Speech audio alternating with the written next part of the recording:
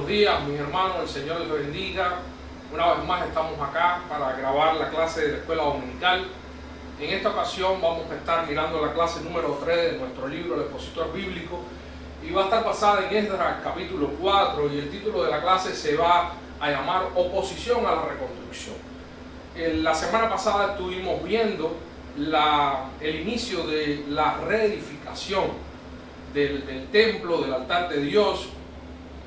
Y esto marcó un momento histórico en la vida del pueblo de Dios que celebró con júbilo el acontecimiento. Todos sabemos que después de 70 años de exilio, este pueblo, Ciro le permitió regresar y reedificar el templo, reedificar los muros. Y encontramos ahí en Esdras 3, versículo 11, dice: y cantaban alabando y dando gracias a Jehová y diciendo: porque Él es bueno, porque para siempre es su misericordia sobre Israel. Y todo el pueblo aclamaba con gran júbilo, alabando a Jehová, porque se echaban los cimientos de la casa de Jehová. Los babilónicos habían destruido el altar situado enfrente del templo 70 años antes. Los repatriados lo reconstruyeron y reanudaron su adoración a Jehová.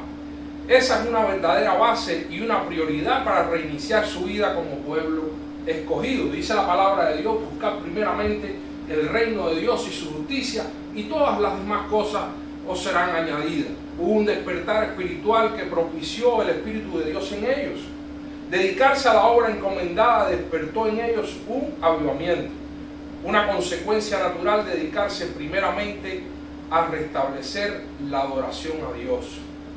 Estos repatriados empezaron, quizás prepararon algo rústico para vivir, unas casas de campaña, quizás algo rústico para empezar, pero lo primero que ellos escogieron, lo que ellos decidieron hacer era levantar altar a Dios, para establecer así adoración. Dice la Biblia que el Señor está buscando verdaderos adoradores que le adoren en espíritu y en verdad. El título de la clase en el día de hoy, como ya les decía, se llama Oposición a la Reconstrucción. La verdad central de esta clase se llama Las acciones de los samaritanos contra el proyecto de reconstrucción del templo. Ilustran la oposición del enemigo a toda obra que busque la gloria de Dios. O sea, las acciones de estos samaritanos contra el proyecto de reedificación, de reconstrucción del templo, ilustran la oposición del enemigo. O sea, el enemigo va a hacer todo lo posible que esté en sus manos para destruir la obra de Dios. La oposición disfrazada, ahí vemos el primer punto de nuestra clase en el día de hoy. Y vayamos al texto bíblico que está en Esdras 4, versículo del 1 al 3. Dice la palabra de Dios: oyendo los enemigos de Judá y de Benjamín que los venidos de la cautividad edificaban el templo de Jehová, Dios de Israel, vinieron a Zorobabel y a los jefes de las casas paternas y le dijeron: edificaremos con vosotros, porque como vosotros buscamos a vuestro Dios y a Él ofrecemos sacrificio, desde los días de Sar-Adón, rey de Asiria, que nos hizo venir aquí. Zorobabel, Jesúa y los demás jefes de las casas paternas de Israel dijeron: no nos conviene edificar con vosotros casa a nuestro Dios, sino que nosotros solos la edificaremos a Jehová, Dios de Israel, como nos mandó el rey de Persia. Vale resaltar que los paganos fingieron creer en Jehová y propusieron ser socios. Satanás la mayoría de las veces no lanza un ataque frontal, sino un ataque sutil y astuto. Su principal arma es el engaño. Dice la Biblia que es padre de mentira y su plan es robar, matar y destruir. Sabemos todo que desde el mismo inicio de la creación, ahí en Génesis 3 del 1 al 3, dice: pero la serpiente era astuta, más que todos los animales del campo que Jehová Dios había hecho, la cual dijo a la mujer: esta serpiente es la serpiente antigua, es Satanás, con que Dios os ha dicho: comáis de todo árbol del huerto, pero del fruto del árbol que está en medio del huerto, dijo Dios, no comeréis de él, ni lo tocaréis, para que no muráis. Entonces la serpiente dijo a la mujer: no moriréis. Estas dos palabras, no moriréis, encierran una mentira tremenda. cambió la humanidad, alteró la creación y sí trajo muerte. La serpiente dijo: no moriréis, pero sí trajo muerte porque la paga del pecado es muerte. Y por esta mentira que la humanidad y que este primer hombre, Adán y Eva, creyeron y fueron engañados, esta mentira costó la vida de nuestro Señor y Salvador Jesucristo. Para reconciliar el hombre con Dios, Jesucristo, dice: de tal manera amó Dios al mundo, de tal manera amó Dios al mundo, que envió a su Hijo unigénito para que todo aquel que en Él cree no se pierda, mas tenga vida eterna. Jesucristo, el Hijo de Dios, tuvo que morir por la salvación de nosotros y reconciliarnos con Dios por una mentira. También podemos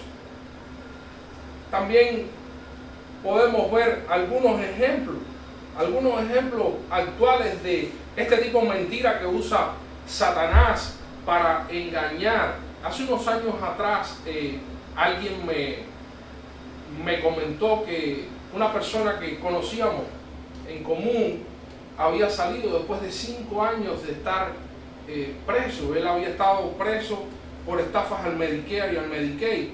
Y esta persona me dijo que ellos estaban buscando a alguien para financiar un templo, para hacer una iglesia. Usted podrá pensar, quizás yo también lo pensé, se convirtieron mientras estaban en la prisión, pero también cabe pensar que estaban queriendo invertir en un templo o hacer algo con propósitos de lavar su dinero. No lo sabemos, no podemos juzgar, pero sí sabemos de muchos escándalos de estos que se han dado en Centroamérica y Sudamérica.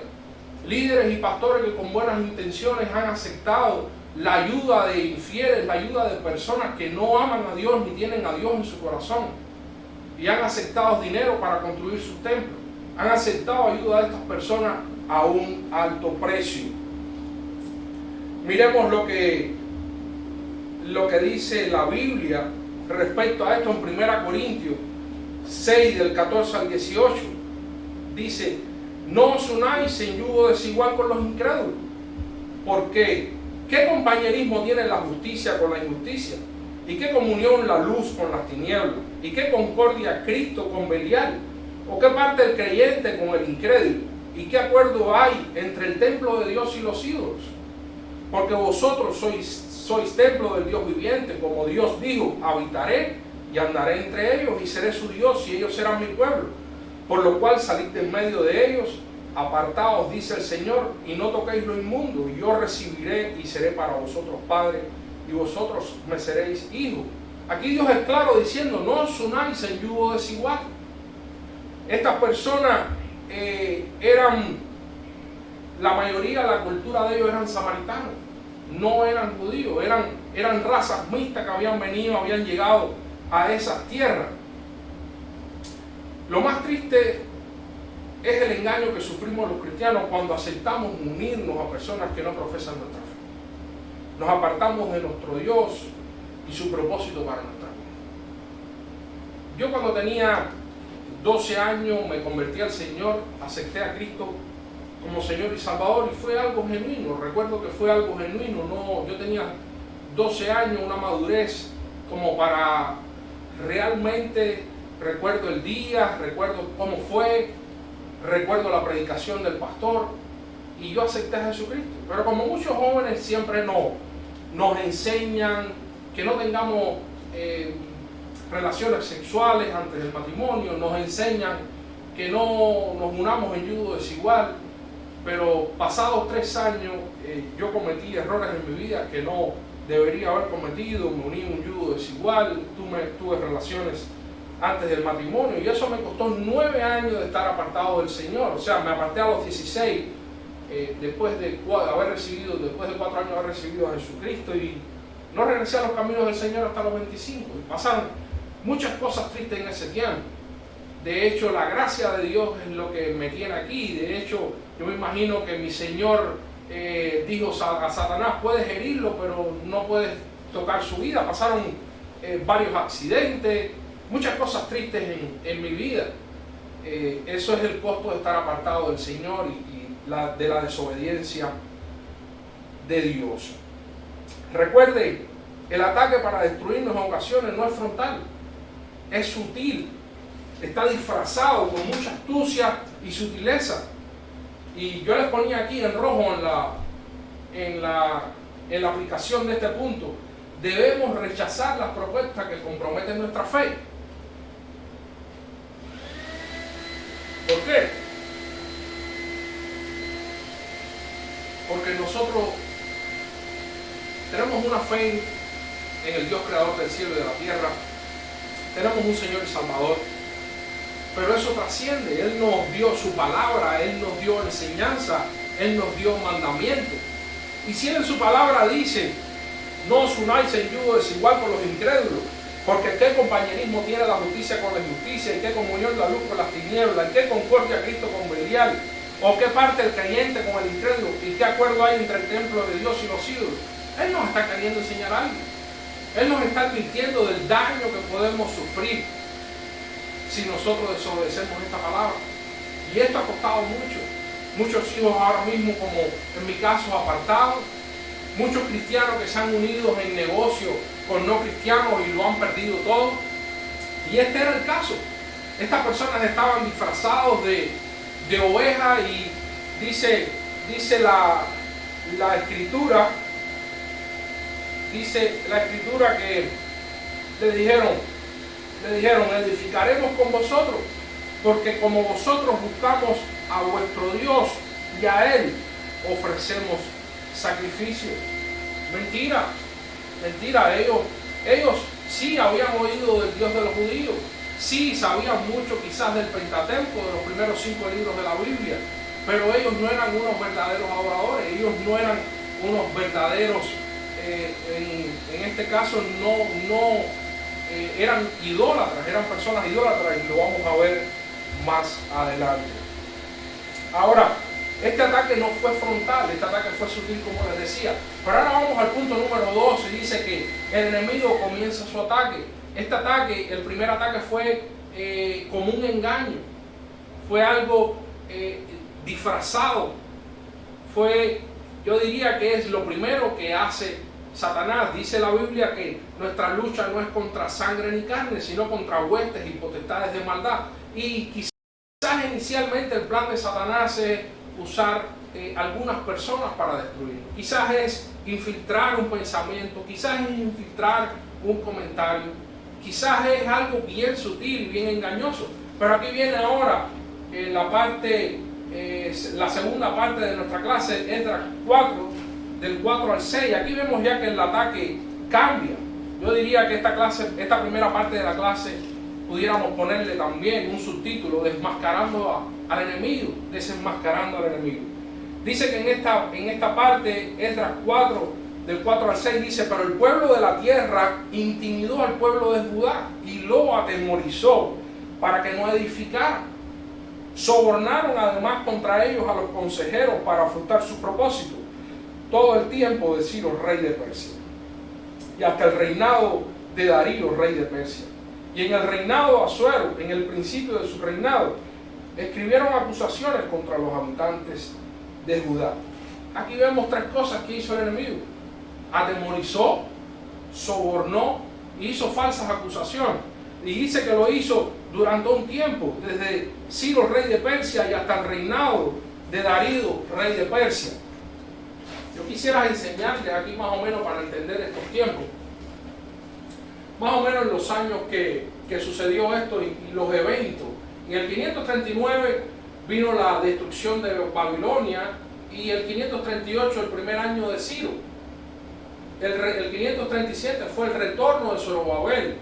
Ahí viene los primeros repatriados, regresan a Jerusalén. Las reformas del templo en el 536 comenzaron, y en el 536 al 530 oposición de las reformas.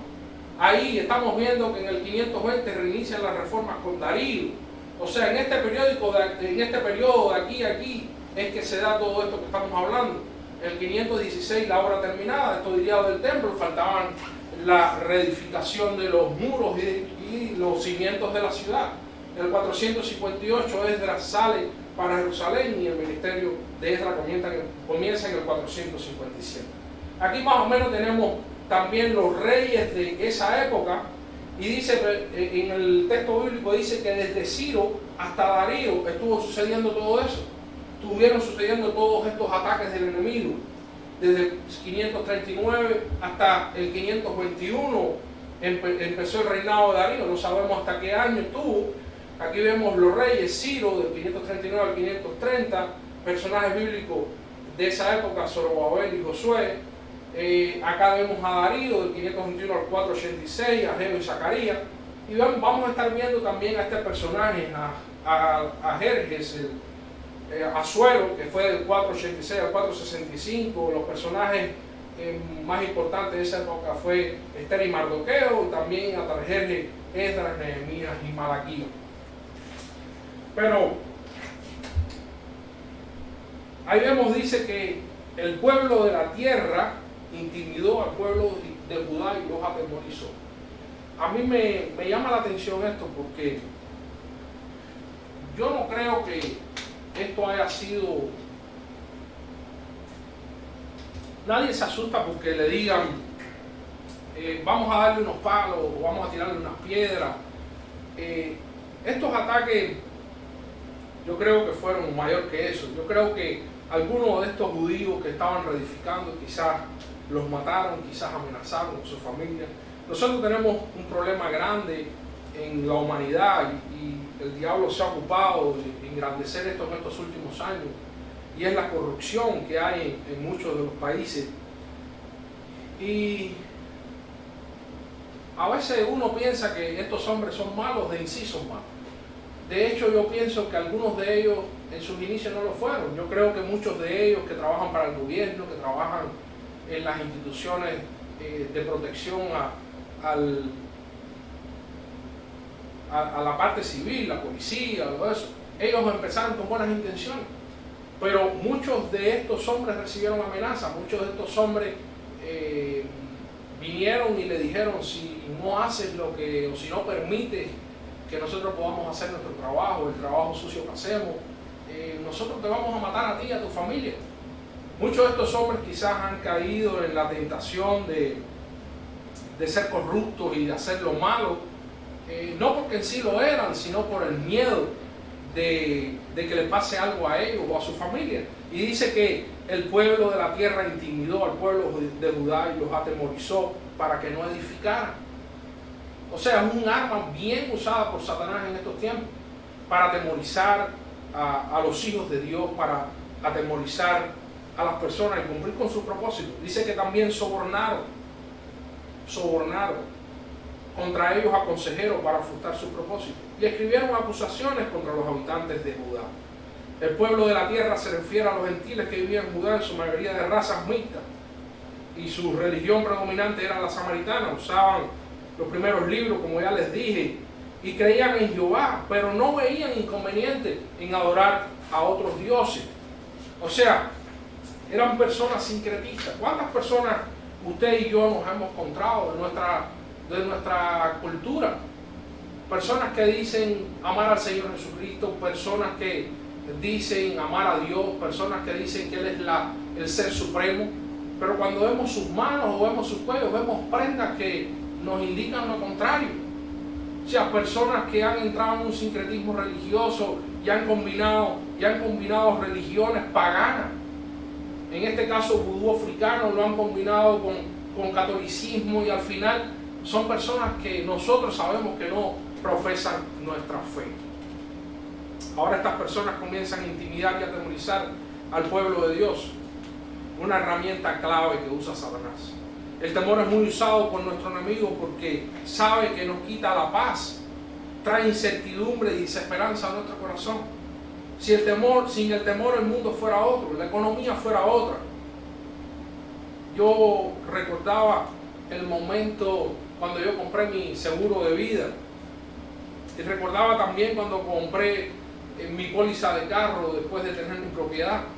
Enseguida alguien te dice: tú tienes una familia, tú tienes esposa, tienes que asegurarla, y puede pasar esto. Enseguida te ponen ejemplos de personas que ellos conocen, que les ha pasado esto, lo otro.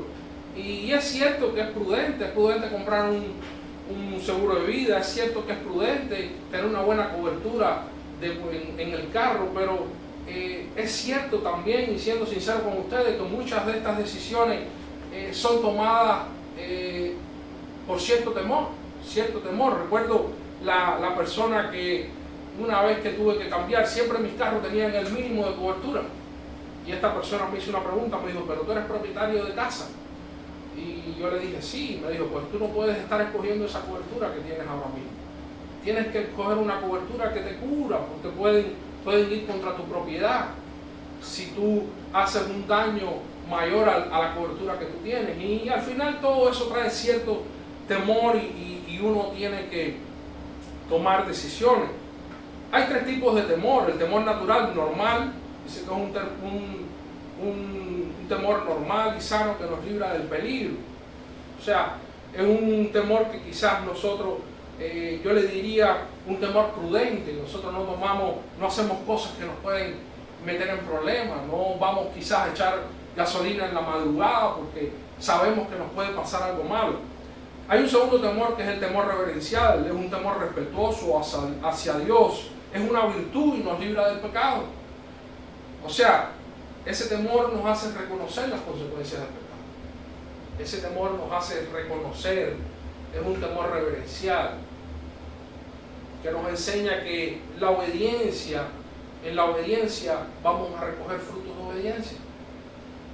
Pero cuando pecamos y desobedecemos a Dios, va a haber consecuencias a eso. Pero está el temor esclavizante, es el que nos destruye y nos impide desarrollarnos. Es una emoción completamente negativa. Son fobias. El que tiene miedo a no estar en un lugar cerrado, claustrofobia. El que tiene miedo a estar en espacios abiertos. Hay muchos tipos de fobia, pero este tipo de temor sí es enfermizo, es patológico y nos quita la paz. Isaías 41, versículo 10 y el 13 nos dice: no temas porque yo estoy contigo, no desmayes porque yo soy tu Dios que te esfuerzo, siempre te ayudaré, siempre te sustentaré con la diestra de mi justicia. Y el versículo 13 dice: porque yo Jehová soy tu Dios, quien te sostiene de tu mano derecha y te dice no temas. Y aquí yo le ponía en rojo también: no debemos permitir al enemigo intimidarnos o atemorizarnos. Porque cuando nosotros permitimos que el enemigo nos atemorice o nos intimide, eso nos paraliza. Eso puede parar la obra de Dios en nuestras vidas. Eso puede traer una desesperanza a nuestro corazón. Por el temor mucha gente ha entrado en depresión. Por el temor quizás muchas personas se han quitado la vida. Por el temor muchas vidas han sido frustradas y Dios no ha podido cumplir su propósito en ellas. O sea, no debemos permitir al enemigo intimidarnos o atemorizarnos. En este contexto también vemos en el versículo 6 que dice: y el reinado de Asuero, en el principio de su reinado, escribieron acusaciones contra los habitantes de Judá y de Jerusalén. Apocalipsis 12:10 dice: lo llaman el acusador de los hermanos. Satanás es el acusador de los hermanos. Y estas personas levantaban falsas acusaciones. Pero somos bienaventurados cuando esto pasa. Miren lo que dice Mateo 5, 11 y 12. Dice: bienaventurados sois cuando por mi causa os vituperen y os persigan y digan toda clase de mal contra vosotros mintiendo. Y digan toda clase de mal contra vosotros mintiendo. Dice: gozaos y alegraos porque vuestro galardón es grande en los cielos, porque así persiguieron a los profetas que fueron antes de vosotros. El enemigo atacó hasta ahora, número 1, usando una falsa identidad. Número 2, intimidando al pueblo, atemorizándolo. Número 3, sobornando. Y número 4, acusando falsamente. El enemigo no para. El enemigo tiene un plan. Dice que anda como león rugiente, mirando a quién devorar. Y quiere sobre todas las cosas parar la obra del Señor. Quiere sobre todas las cosas silenciar nuestra voz, que nosotros no hablemos de Jesucristo, que nosotros no presentemos el Evangelio de salvación. que nosotros no hagamos su voluntad, que nosotros no seamos obedientes, que nosotros no busquemos a Dios como primera cosa en nuestras vidas, que no levantemos ese altar de adoración, que no nos convirtamos en verdaderos adoradores en espíritu y en verdad, que no seamos hallados fieles y siempre está poniendo piedras y tropiezos en nuestro camino para evitar esto. El tercer punto de nuestra clase dice, usando todos los recursos. Después de hacer todo esto, ahora apela a una carta perniciosa, o sea, una carta que causa mucho daño. Dice Esdras 4, versículo del 7 al 16, vamos a leer en ese contexto. Dice, también en días de Atarjerjes escribieron Bislán, Mitrades, Tabael y los demás compañeros suyos a Atarjerjes, rey de Persia. Y la escritura y el lenguaje de la carta eran arameo. Rehum, canciller, y Sinsai, secretario, escribieron una carta contra Jerusalén al rey Atarjerjes. Y en tal fecha escribieron Rehum, canciller, y Sinsai, secretario, y los demás compañeros suyos, los jueces, gobernadores y oficiales, y los de Persia, de Erech, de Babilonia, de Susa. Estos los elamitas y los demás pueblos que en el grande y glorioso Arnapar transportó e hizo habitar en las ciudades de Samaria y las demás provincias del otro lado del río. Ahora, ¿quiénes eran estas personas del otro lado del río? Dice que estos fueron razas mixtas, como lo vimos ahorita ya, que se oponían a la obra de los judíos repatriados. Los israelitas del norte, con sede en Samaria, fornicaron espiritualmente sirviendo a otros dioses. Jehová los entregó a manos de los asirios. Era costumbre de los asirios trasladar sus cautivos a diferentes partes de su imperio. Se parece a un dictador que tuvo nuestro país. Los cautivos de Occidente los llevaba al centro o occidente, y los cautivos del oriente los llevaba a occidente. Eso los alejaba de su familia, los alejaba de su tierra, de su parentela, y de esta forma les hacía mucho daño. Vamos a la luz de un texto bíblico, vamos a ver cómo llegan a estas tierras y quiénes son. Dice segunda de Reyes, capítulo 17, versículo 15 y 17, dice, y desecharon, aquí empieza hablando del pueblo de Israel, y desecharon sus estatutos y el pacto que él había hecho con sus padres, y los testimonios que él había prescrito a ellos, y siguieron la vanidad y se hicieron vanos. Y fueron en pos de las naciones que estaban alrededor de ellos, de las cuales Jehová les había mandado que no hiciesen a la manera de ellas. Dejaron todos los mandamientos de Jehová su Dios, y se hicieron imágenes fundidas de becerro, y también imágenes de acera, y adoraron a todo el ejército de los cielos, y sirvieron a Baal, e hicieron pasar a sus hijos e hijas por fuego, y se dieron a adivinaciones y agoreros, y se entregaron a hacer lo malo ante los ojos de Jehová, provocando la ira de Dios. Este era el pueblo de Israel, estas eran las 10 tribus del norte, y esto es lo que cayeron tan bajo, que hacían todas estas cosas, que sabían que estaban en contra de la voluntad de Dios, pero su corazón estaba rebelde. Y dice el versículo 23, hasta que Jehová quitó a Israel de delante de su rostro, como él lo había dicho por medio de todos los profetas sus siervos, e Israel fue llevado cautivo de su tierra, lo sacaron de su tierra a Asiria hasta hoy, y trajo el rey de Asiria gente de Babilonia. O sea, la tierra que estaba ocupada por judíos fueron sacados, estos judíos fueron sacados a Asiria, y dice que esa tierra que quedó vacía, y trajo el rey de Asiria gente de Babilonia, de Cuta, de Aba, de Amar, de Serfabaim, y los puso en las ciudades de Samaria, en lugar de los hijos de Israel, y poseyeron Samaria y habitaron sus ciudades.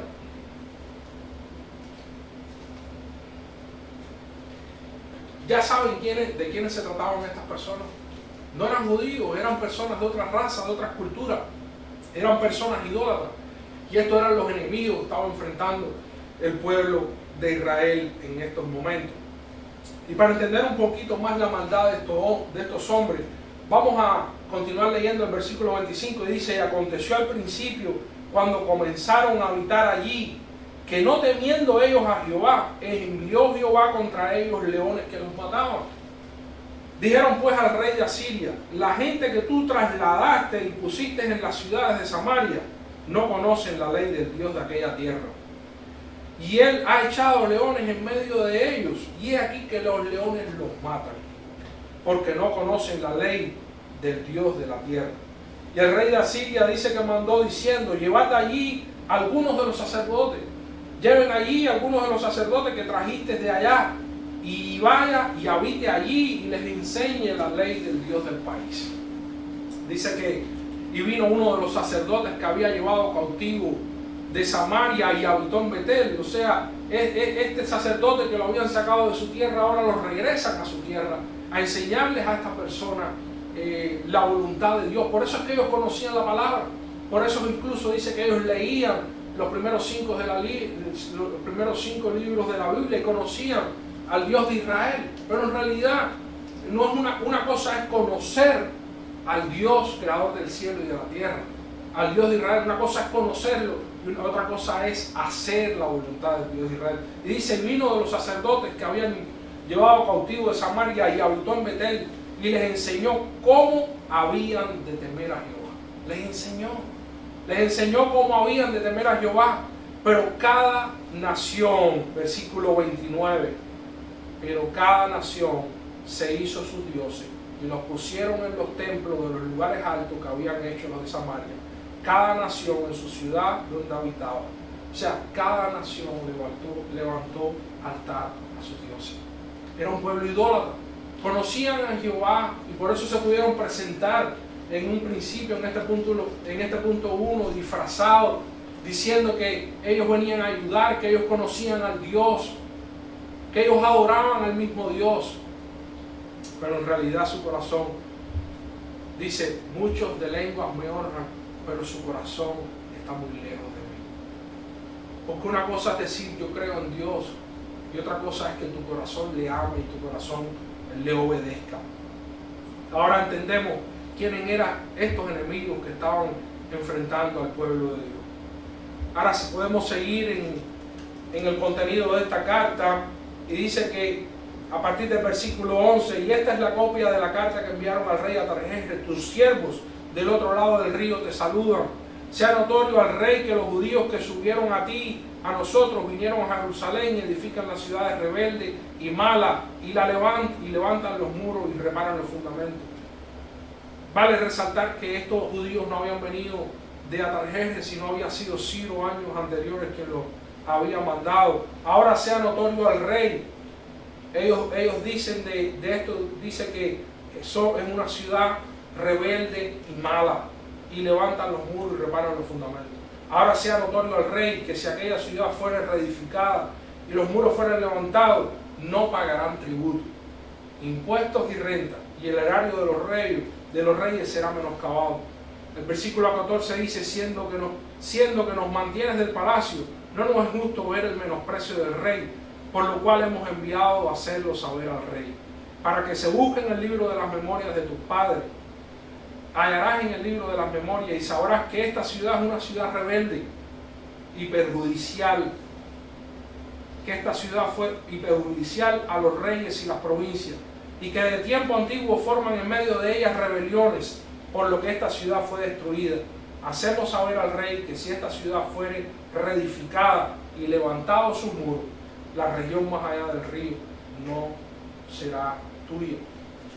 O sea, aquí estábamos hablando ahorita del temor, y estas personas muy sutilmente lo que están usando es la misma herramienta de Satanás. Decirle a un rey: no vas a recibir los impuestos, no te serán pagados los impuestos, no te serán pagados los tributos, no vas a recibir dinero por la renta, va a haber rebelión, vas a tener que sofocar la rebelión, va a ser debilitado tu imperio, vas a perder tierra, vas a perder dominio y poder, vas a perder las tierras, no van a ser más tuyas. Y cuando una persona escucha todas estas cosas, lo único que viene a su corazón es el mismo sentimiento, un sentimiento de temor, un sentimiento de tengo que hacer algo para que no me suceda esto. Sugirieron al rey que si Judá volvía a establecerse, el rey tendría que sofocar otra rebelión y perder impuestos, tributos y rentas, los cuales debilitaría el reino. Es cierto, en 2 siglos atrás Judá se había rebelado contra Siria y un siglo atrás Sedequías había intentado crear una alianza con Egipto en contra de Nabucodonosor, rey de Babilonia.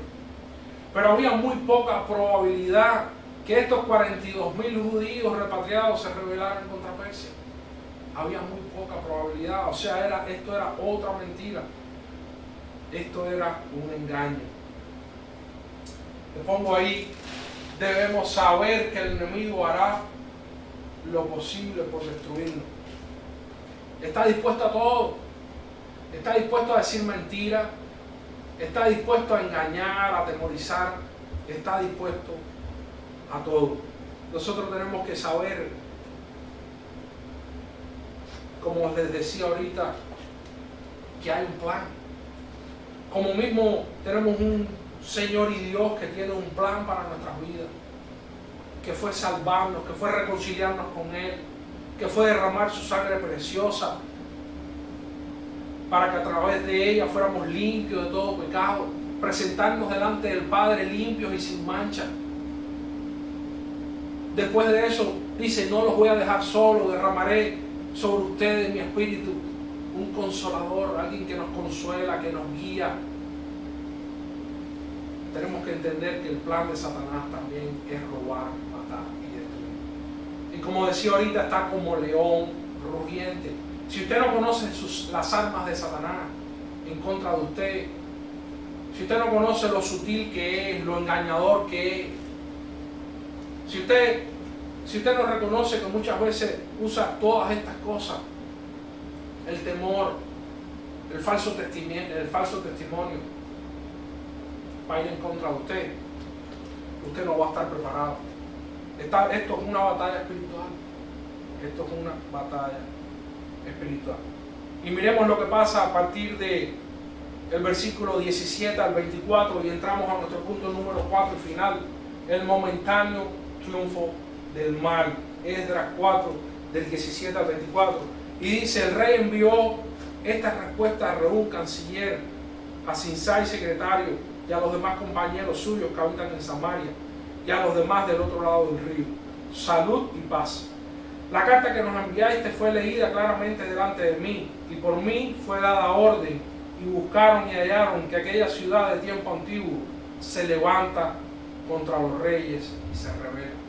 Claro, iba a estar ahí en la memoria, iba a estar en récord, iba a estar en file, como decimos nosotros. Es verdad que esto había pasado, pero es verdad también que había muy poca probabilidad que esto pasara ahora.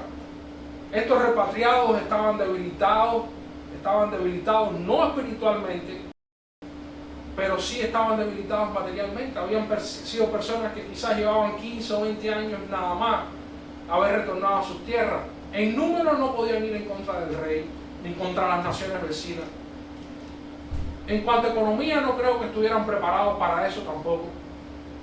O sea, todo esto era un engaño y una mentira. Y hallaron que aquella ciudad de tiempo antiguo se levanta contra los reyes y se rebela, y se forma en ella sedición, y hubo en Jerusalén reyes fuertes que dominaron en todo lo que hay más allá del río, y se les pagaba tributo, impuestos y rentas.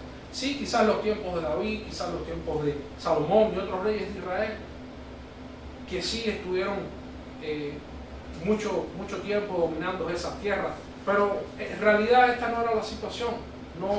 Esta no era la situación ahora mismo de este pueblo. Este pueblo estaba debilitado, este pueblo estaba reedificando, estaba comenzando, y ellos no hubieran podido hacerle ningún daño, ni a las tierras vecinas, ni a los enemigos vecinos, ni menos que menos al imperio persa. Dice el versículo 21: ahora pues dad orden que cesen aquellos hombres y no sea esa ciudad reedificada, hasta que por mí sea dada nueva orden, y mirad que no seáis negligentes en esto. ¿Por qué habrá de crecer el daño en perjuicio de los reyes? Entonces, cuando la copia de la carta al rey de Atarjero fue leída delante de Rehum y de Sinsai, secretario, y sus compañeros, fueron apresuradamente a Jerusalén a los judíos y le hicieron cesar con poder y violencia. No podían rebelarse, no podían defenderse. Estaban debilitados. No espiritualmente, aclaro, porque empezaron la reedificación dándole una prioridad a lo más importante. Ellos levantaron un altar de adoración. Ellos empezaron a edificar su templo. Ellos no empezaron edificando los muros. Ellos no empezaron edificando los cimientos de la ciudad. Ellos edificaron templos y altar de adoración. Y esa debe ser nuestra prioridad en nuestra vida. Buscar primeramente el reino de Dios y su justicia, y todas las demás cosas os serán añadidas. Versículo 24 dice: entonces cesó la obra de la casa de Dios que estaba en Jerusalén y quedó suspendida hasta el año segundo del reinado de Darío, rey de Persia. Los argumentos de los opositores a la reconstrucción se basaban en una triple apelación. El rey sufriría financieramente, se perjudicaría su honor, su imperio sería disminuido o debilitado. Estos argumentos 100% engañosos fueron lo suficientemente convincentes como para detener la obra, pero 100% engañosos. La obra se detuvo, pero conforme a los planes de Dios, algún día tiene que continuar. La oposición no puede detener la obra de un Dios omnipotente. La oposición no puede detener la obra de Dios. Debemos saber que los planes del soberano Jehová tienen que triunfar. Tienen que triunfar porque es soberano. Tienen que triunfar porque es creador del cielo y de la tierra. Tienen que triunfar porque es Señor de señores y Rey de reyes. Tienen que triunfar porque dice que toda potestad la tiene en los cielos, en la tierra y debajo de la tierra. Y hoy vemos oposición a la reconstrucción. Hoy vemos el plan de Dios como tiene que parar, pero momentáneamente. Las aplicaciones de este estudio: como aplicación número 1, el enemigo de la obra de Dios muchas veces se disfraza. Usted tiene que entender esa realidad. Muchas veces se disfraza de un aparente amigo. Muchas veces se disfraza de un buen compañero de trabajo, cuando en realidad lo que hay otros planes detrás de eso. Detrás de eso lo que hay es traición. Detrás de eso lo que hay es destrucción para nuestra vida. Debemos desarrollar un amplio sentido de discernimiento para descubrir al enemigo. ¿Y cómo desarrollaremos ese sentido? ¿Cómo podremos tener ese discernimiento y esa sabiduría para reconocer al enemigo? Tenemos que buscar de Dios. Tenemos que pedir a Dios sabiduría. Dice Dios que le pidamos por sabiduría y Él nos dará abundantemente. Hay ofertas que parecen piadosas, pero no lo son. Hay ofertas que parecen piadosas, pero no lo son. El enemigo de la obra de Dios es aplicación número 1. Muchas veces se disfraza. Aplicación número 2, debemos de perseverar a pesar de la oposición. Esta narrativa bíblica, si usted no se detiene y estudia los años y estudia los reyes que se mencionan, usted piensa que esto sucedió en una semana o que esto sucedió quizás en 1 o 2 años. No, hubo un periodo. Al final el rey que se está mencionando aquí es Asuero. Hubo un periodo. Y en todos esos años, 20, 30, 40, 50 años, el pueblo estuvo recibiendo amenazas, siendo intimidado, siendo atemorizado, pero perseveró. Debemos de perseverar a pesar de la oposición. El pueblo de Dios no debe detenerse en la realización de sus metas, no debe detenerse en la realización de la obra de Dios. El pueblo siguió adelante a pesar de los obstáculos. Esa es nuestra segunda aplicación y enseñanza. Y como tercera aplicación, los planes de Dios seguirán adelante a pesar de todo. Claro, es un Dios soberano, es un Dios omnipotente. Sí, es un Dios permisivo y a veces el diablo va a tener una aparente victoria. Ya lo dice la palabra, aparente victoria.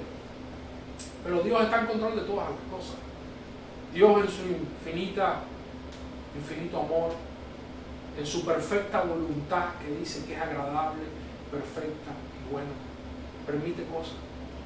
Permite que el diablo opere y que sucedan cosas que parezcan quizás el fin, que parezca que todo se acabó, pero no lo es.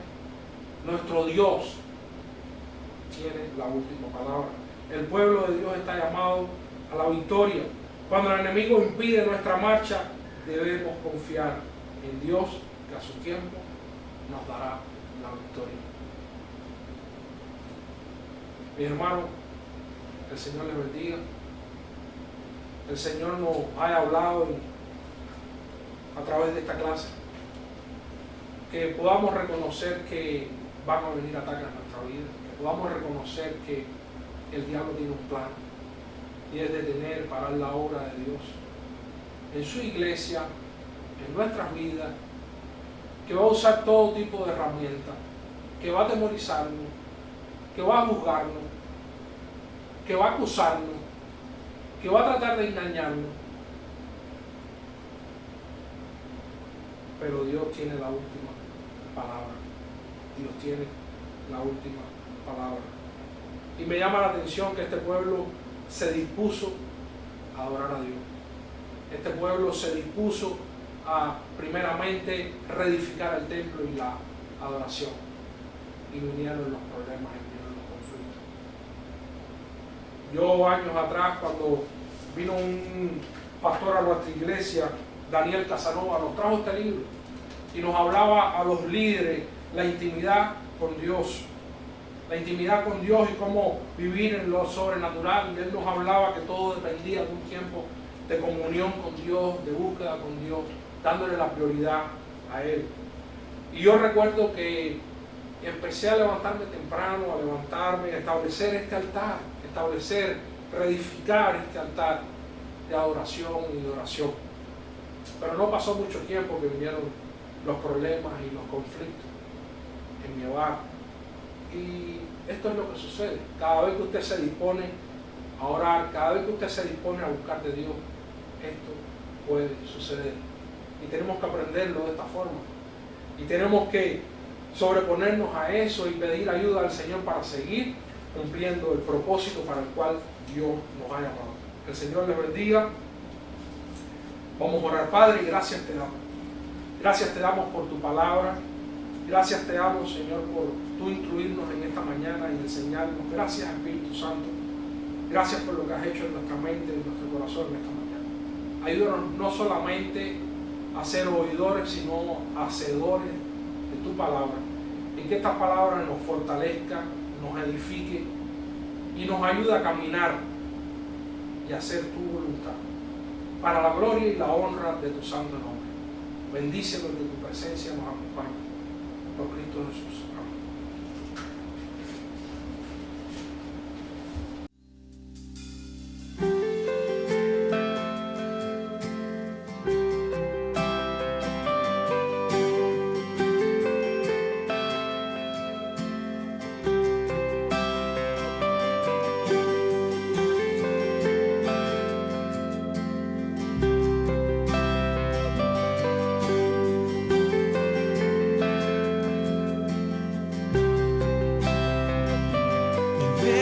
Te fallé, mas tú fuiste fiel.